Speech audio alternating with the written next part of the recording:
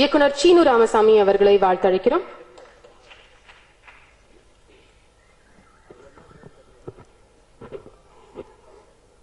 அனைவருக்கும் வணக்கம்.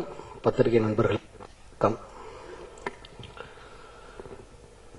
சேதுபதி என்னோட அலுவலகத்தில் இந்த இன்விடேஷன் தந்தப்ப எனக்கு பார்த்தவொடனே எனக்கு ஒன்று தோணுச்சு.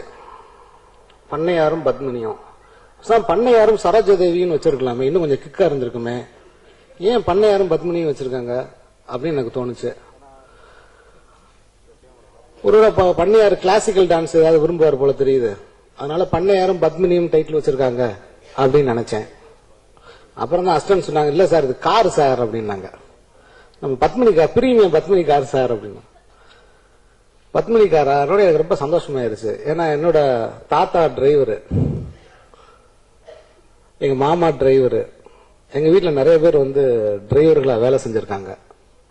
அந்த வகையில காருக்கும் எனக்கும் ஒரு தொடர்பு உண்டு. இந்த பத்மினி கார் எனக்கு பார்க்கும்போது என்னன்னா, எங்க ஊர்ல பழைய காங்கிரஸ்காரங்க இந்த கார் வச்சிருப்பாங்க, இந்த பத்மினி காரு. அதே மாதிரி பாத்தீங்கன்னா பல் டாக்டர்லாம் இந்த கார் தான் வச்சிருப்பாங்க. அது ஏன்னே தெரியல, இந்த பல் டாக்டர் பூரா இந்த பத்மினி கார் வச்சிருக்காங்கன்னு. அந்த வகையில தான் எனக்கு அண்டர்ஸ்டாண்டிங் இந்த பத்மினி காரை வச்சு. அப்புறம் நிறைய கொஞ்சம் செல்வாக்கான ஆளுங்க இந்த காரை வச்சிருப்பாங்க. அதனாலதான் பண்ணையார் இந்த காரை வச்சிருக்கிறதா இந்த படத்துல இயக்குனர் காட்டுறாருன்னு நினைக்கிறேன். இந்த படத்தோட ட்ரெய்லர் எனக்கு பார்க்கும்போது எனக்கு ஃபர்ஸ்ட் நான் பாராட்டணும்னு நினைச்சது இந்த படத்தோட சினிமாட்டோகிராஃபர்.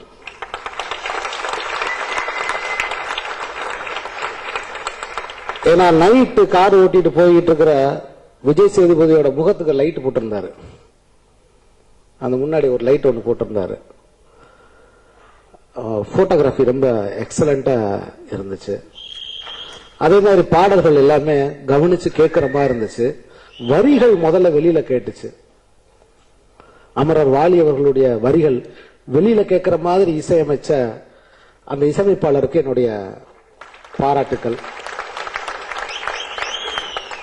அதனால அந்த டைரக்டர் ஒரு நடிகர்களை கையாண்ட விதங்களை பார்க்கும்போது ரொம்ப அழகா நடிக்க வச்சிருக்காரு.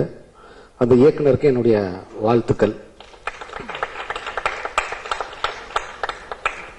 விஜய் சேதுபதி பத்தி நான் பேசுறதுங்கிறது நான் உண்மையில என்னைய பத்தியே பேசுற மாதிரி. 2010 தென்மேற்கு பருவக்காற்று படம் ரிலீஸ் ஆகி ஒரு 3 மாசம் கழிச்சு சென்னை திரைப்பட விழாவில் அந்த படத்தை திரையிட்டாங்க. அப்படி திரையிட்டு நான் பேசும்போது அங்க மேடையில் நின்று இருந்த கலைஞர்களுக்கு பின்னாடி ரொம்ப கூச்சத்தோட பின்னாடி நின்றுட்டு இருந்த விஜய் சேதுபதியை கையை பிடிச்சு நான் முன்னாடி இழுத்து, அந்த அரங்கத்துல நிறைய மாணவர்கள் இருந்தாங்க. அப்பதான் அந்த படத்தை பார்த்து முடிச்சிருக்காங்க, தென்மேற்கு பருவக்காற்று படத்தை. அந்த மாணவர்கள்ட்ட நான் சொன்னேன், இந்த விஜய் சேதுபதி விக்ரமுக்கு இணையான ஒரு நடிகன் நான் சொன்னேன். அப்ப என்னுடைய குரல் ரொம்ப சிறிய குரலா இருந்தனால அது யாருக்குமே கேட்கல, அது யாருமே பொருட்படுத்தல. இன்னொரு நான் ஜோசியமும் சொல்லல. என்னோட படத்துல நான் எடுத்து பார்த்ததுல ஒரு கதைய, ஏன்னா விஜய் சேதுபதிக்கு கதை சொல்லவே இல்லை. நான் 4 நாளைக்கு முன்னாடி விஜய் சேதுபதியை கூப்பிட்டு நான் ஷூட்டிங் கூப்பிட்டு போயிட்டேன். ஹோட்டல் ரூம்லயும் நான் கதை சொல்லவே இல்லை, ஸ்கிரிப்ட் புக்கு தான் கொடுத்தேன். ஏன்னா கூத்துப்பட்டையில இருந்த பையன் அப்படின்னு சொன்னதால ஸ்கிரிப்ட் புக்கு கொடுத்தேன். ஒரு முழு ஸ்கிரிப்ட ஒரு நாள் ராத்திரி படிச்சுட்டு, சார் நான் படிச்சுட்டேன்னு என்கிட்ட சொன்ன பிறகு சேதுவான்னு சொல்லி கூப்பிட்டு உட்கார வச்சு 1 மணி நேரம் நான் விஜய் சேதுபதியோட டிஸ்கஸ் பண்ணேன். ஏன்னா அவன் நடிகன் எனக்கு தெரிஞ்சிருச்சு. 2வது நாள் ஷூட்டிங்கோட 2வது நாள் நான் விஜய் சேதுபதியை நேசிக்க ஆரம்பிச்சேன். ஏன்னா இந்த கதையை உள்வாங்கின பிறகு ஒரு ராணுவ வீரன் மாதிரி அந்த படத்துல தன்னை டெடிகேட் பண்ணிட்டான் ஒரு நடிகன். அந்த டெடிகேஷன் இப்ப வரைக்கும் இருக்கு விஜய் சேதுபதி. அதுதான் தொடர்ந்து வெற்றி நான் நினைக்கிறேன்.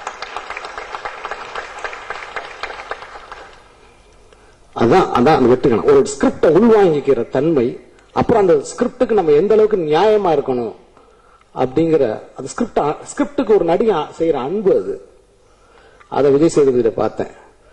ஒரு முழு ஸ்கிரிப்டை படிச்சுட்டு அந்த ஸ்கிரிப்டை வந்து ஒரு டைரக்டரோட உட்காந்து கம்ப்ளீட்டா டிஸ்கஸ் பண்ணி சார் இது சார் இது சார் இது சார் இது சார்னு சொல்ற அளவுக்கு நாலேஜ் இருந்தவ நான் அப்பயே உணர்ந்தேன். அதனாலதான் தொடர்ந்து வித்தியாசமான கதைகளை விஜய் சேதுபதினால செலக்ட் பண்ண முடியுதுன்றதை நான் ஆழமா நம்புறேன். சோ இந்த திரைப்படம் மிகப்பெரிய வெற்றி அடைகிறதுக்கு என்னுடைய வாழ்த்துக்கள். அப்பவும் நான் சொன்னதை இப்பயும் விஜய் சேதுபதிக்கு சொல்லணும்னு நினைக்கிறேன். மாட்டு வண்டி போனா கூட தடம் பதிச்சுட்டு போகுது, நம்ம சும்மா போக மாட்டோம் விஜய் சேதுபதினு சொன்னேன். நிச்சயம் நீ தடம் பதிப்ப, என்னோட வாழ்த்துக்கள்.